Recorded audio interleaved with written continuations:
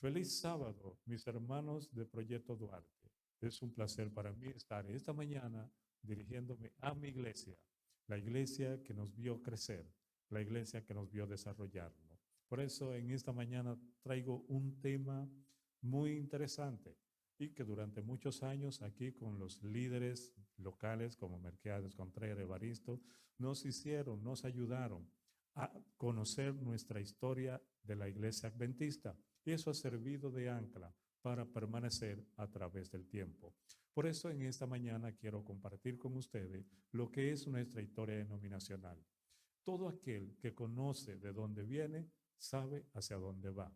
Y es la diferencia que hay entre un adventista y los de otras denominaciones. Nosotros sabemos en qué lugar de la profecía nos encontramos y sabemos hacia dónde nos dirigimos. Pero si usted no sabe su historia, probablemente podrá ser confundido en la trayectoria hacia el reino de los cielos. Mis queridos hermanos, la historia de la iglesia denominacional no podemos comenzarla a partir de 1844. Tenemos que ir, como dice un gran teólogo adventista, la historia de la iglesia adventista es la historia que se extiende desde el Edén hasta el Edén. Con el transcurso de los siglos, las personas que obedecieron a Dios fueron llamados o recibieron distintos nombres. Si usted va a Génesis capítulo 6, versículo 2 hasta el 4, se dará cuenta que allí se le denomina hijos de Dios. Pero en San Juan capítulo 8, versículo 33, se le llama linaje de Abraham. Pero en Génesis capítulo 45, versículo 21, se le llama hijos de Israel. Ahora, cuando nos vamos al libro de Hechos, capítulo 11, versículo 26, usted se va a encontrar que allí se le llama cristianos. Ahora, mire, hay algo interesante en toda la trayectoria, desde el Antiguo hasta el Nuevo Testamento. Y la bujía principal es que todos sostuvieron las mismas creencias fundamentales. Aunque los mandamientos fueron dados por primera vez en el Sinaí, y fueron escritos por Moisés, la Biblia podemos demostrar claramente que en ella existían desde el principio y que el pueblo de Dios los guardaba antes del Sinaí. Por ejemplo, si usted se va al libro de Génesis, capítulo 26, versículo 5, allí el Señor dice, oyó Abraham mi voz y guardó mis mandamientos. Hasta todo el panorama de la iglesia del Antiguo Testamento estuvieron dirigidos en las creencias fundamentales, las mismas creencias fundamentales de hoy en día. Al aparecer Jesús, Jesús sabía muy claro que muchos pensarían en que se iba a decir o que los tiempos fueron cambiados, como quizás muchos de ustedes habrán podido escuchar. Por eso Jesús fue claro en Mateo 5:17 cuando dijo, yo no he venido para abolir la ley, sino al contrario, para reafirmarla. Al igual que la iglesia del Nuevo Testamento, la iglesia de los tiempos del Nuevo Testamento amaba y reverenciaba al Dios Todopoderoso. La iglesia del Nuevo Testamento, sin embargo, fue la más privilegiada. Y ustedes se preguntarán por qué. Y fue porque pudieron tener al mismo Señor de la Gloria en forma humana. Desafortunadamente, muchos de aquel entonces, aunque conocían la Biblia, sí, conocían las escrituras, pero tenían unas paredes de tradiciones que impidieron que pudieran aceptar a Jesús como su Salvador personal. Y vemos que con la muerte y resurrección de Cristo Jesús y luego la ascensión se organiza la iglesia apostólica. Y el primer presidente de la iglesia fue el apóstol Santiago. También la iglesia tenía un gran programa misionero de evangelización, porque vemos que además de los 12 discípulos, la iglesia contaba con misioneros al estilo del apóstol Pablo, quizás el más grande en la historia del evangelismo, Bernabé, Silas, Juan Marcos, Apolo, Timoteo, Tito y otros. La iglesia en ese tiempo eligió como oficiales de la iglesia a los diáconos y la sede central de la iglesia apostólica estaba en Jerusalén. Pero Señor Jesús había dicho y será predicado este evangelio a todo el mundo. Es decir, la orden que Jesús había dado era que el evangelio tenía que ser predicado en otros lugares. Ahora, hay algo interesante. Ustedes sabían que la Iglesia Apostólica también se caracterizaba por tener departamentos de publicaciones. Y fue que en ese tiempo se escribieron los evangelios y todas las cartas que tenemos en el Nuevo Testamento. Semanas después de haber ascendido el Señor a los cielos, la iglesia del Nuevo Testamento comenzó a sufrir persecuciones. Es decir, fue organizada, tenía todo un programa evangelístico tremendo, pero ahora comienzan las persecuciones. Los discípulos comienzan a ser encarcelados y Esteban es el primer mártir. A medida que el cristianismo se difunde por todo el Imperio Romano, la iglesia entraba en contacto con el paganismo y los seguidores de Jesús estaban siendo torturados, encarcelados y muertos. La época más oscura de la persecución se extendió desde el año 100 hasta el 300 de nuestra era. La espada no logró terminar a la iglesia cristiana. ¿Qué hizo el enemigo? Utilizó otro método de ataque. Intentó unir la iglesia y el Estado, haciendo con esto que se introdujeran ceremonias paganas, falsas enseñanzas, y a medida que los cristianos se hacían ricos y poderosos, la fe primitiva, pura y sencilla, se estaba perdiendo. En el año 476 de nuestra era, tribus bárbaras derriban el Imperio Romano y ahora la cabeza de la iglesia que estaba en Roma y que era conocido como el obispo de Roma, se engrandece, se convierte en la cabeza de toda la iglesia. La iglesia romana impide que la Biblia llegue a la mano de los miembros de la iglesia, porque los dirigentes tenían temor de que la gente estudiara y descubriera que algunas de las doctrinas de la iglesia, como la inmortalidad del alma, la adoración de los santos y la existencia del purgatorio, así como la observancia del domingo, no tenían un soporte bíblico ni habían sido enseñadas por nuestro Señor Jesucristo. Ustedes saben que la iglesia romana sostiene el cambio del día de oración sábado, séptimo día de la semana, hasta el domingo, primer día de la semana.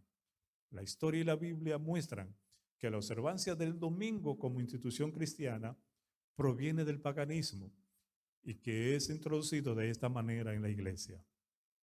Pero a pesar del error y la apostasía que se introdujo en la iglesia, siempre hubo un remanente, un pueblo fiel que estuvo dispuesto a permanecer de parte de Dios, pase lo que pasara. Y ahí vemos entonces que entra un periodo en la iglesia y es el periodo de la Edad Media o Era Oscura. Vemos que en el siglo VI los obispos de Roma ejercen ya el poder sobre la mayoría de las iglesias cristianas. El sistema de la jefatura llegó a conocerse como el papado. Y en el año 538, el poder del papado llegó a ser supremo y gobernó durante 1260 años, tal como había sido predicho por el profeta Daniel, así como el apóstol Juan en los libros proféticos de Daniel y Apocalipsis. Este periodo de supremacía papal terminó en el año 1798, cuando el Papa fue tomado prisionero. Utilizando la fuerza secular, la Iglesia obligó a todos los seguidores de Jesús a escoger entre aceptar las falsas doctrinas y las ceremonias paganas del catolicismo o sufrir encarcelamiento y en muchos casos hasta la muerte. Este largo periodo se conoce en la historia con el nombre de la Edad Media o Edad Oscura. Y como dijo un gran historiador, el mediodía del catolicismo o del papado llegó a ser la medianoche del mundo. Pero a pesar de la oscuridad, resurge la Iglesia de la Reforma. Y en países fuera de la jurisdicción romana, como África, Asia, existieron cristianos libres de la corrupción papal, que creían en la ley de Dios y guardaban el santo sábado, el cuarto mandamiento.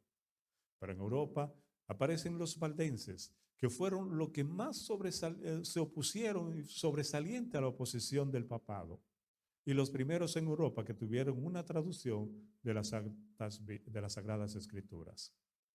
En las montañas, los valdenses mantuvieron encendida la luz de la verdad en medio de la oscuridad de la Edad Media, y así se conservaron por más de 1000 años. Y vemos como grandes hombres de la Reforma, Juan Wycliffe, que es llamado el heraldo de la Reforma para la cristiandad, se consagró a estudiar las Escrituras, y Dios le había señalado a Wycliffe su obra, pero en su boca la palabra de verdad, puso en su boca la palabra de verdad y colocó una custodia en derredor suyo para que la palabra se extendiera, y se extendió. Y Wycliffe fue uno de los mayores reformadores. Pero también está Juan Hus. Juan Hus, que leyó los escritos de Wycliffe, como sacerdote denunció las enseñanzas de la iglesia que no eran la correcta, y muchas personas pusieron su interés en sus escritos, y en Alemania terminó siendo una cuna donde se predicó el evangelio puro, pero también allí fue el lugar donde Hus fue torturado y muerto. Martín Lutero, un erudito a los 21 años, llegó a estudiar la Biblia en latín en su tiempo, la primera que había visto, y así se constituyó en un heraldo primordial de la Iglesia reformada. En el año 1517, que habló en la puerta pesada de madera del castillo de Wittenberg una lista con 95 principios o declaraciones doctrinarias. Más tarde, estas 95 tesis fueron impresas y esparcidas por toda Europa. Y cuando se le dijo que se retractara, dijo: yo no puedo ni quiero retractarme de nada. Pero así como Wycliffe, Hus, Martín Lutero, también aparece Felipe Melanchthon, amigo íntimo de Lutero y profesor en la Universidad de Wittenberg, que ayudó a redactar la Confesión de Hamburgo, que fue un punto culminante en la Reforma Protestante. Pero también aparece Juan Calvino. Desde Ginebra, en Suiza, donde vivía, salieron muchos estudiantes y fueron a España, Inglaterra y otros países apoyados por la Reforma. Y uno de sus más entusiasmado alumnos, diríamos, entusiasta alumno, fue John Knox, cuya prédica conmovió los cimientos de la apostasía en Escocia. Zwinglio, en Escandinavia también prosperó la Reforma. Juan Tausen predicó el mensaje de la Reforma en Dinamarca, y como resultado de su obra, la Biblia fue traducida. Guillermo Tyndale aprovechó el impulso de la imprenta y comenzó a llevar la Biblia a la gente común. Y la Biblia fue la luz que iluminó el sendero, apartando la oscuridad de aquellos que eran fieles hijos del Dios Todopoderoso. Pero también aparece la Iglesia de los Padres Peregrinos.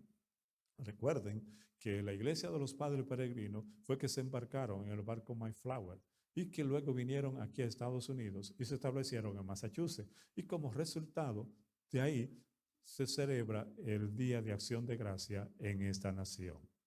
Pero también vemos la Iglesia de los primeros misioneros.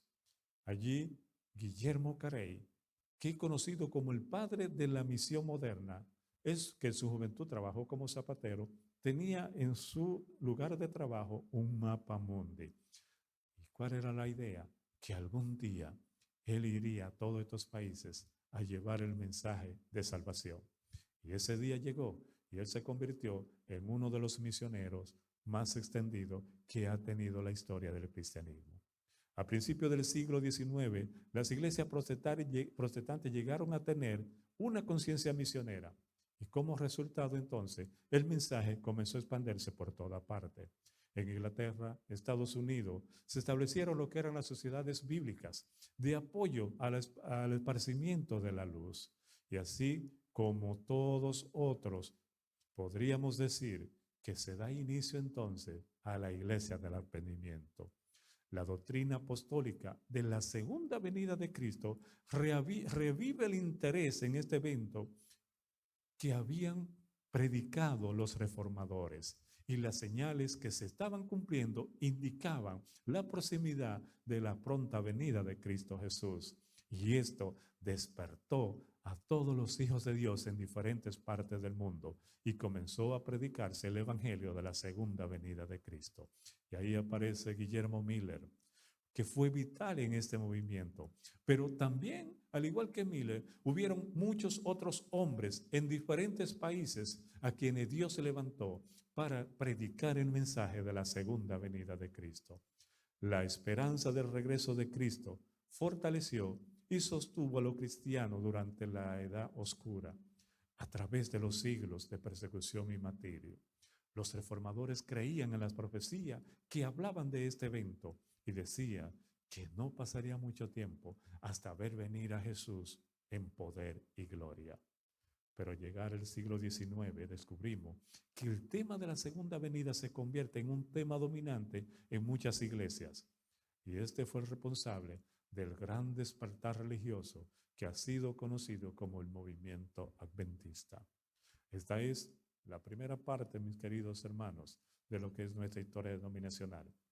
Próximamente tendremos la segunda parte y estoy seguro que será de gran bendición. Recuerde, mi querido hermano, que el conoce su historia difícilmente pueda repetir pasos falsos, sino que sabe a dónde va y sabe que será guiado por el Dios Todopoderoso. Que el Señor los bendiga y que tenga un feliz sábado.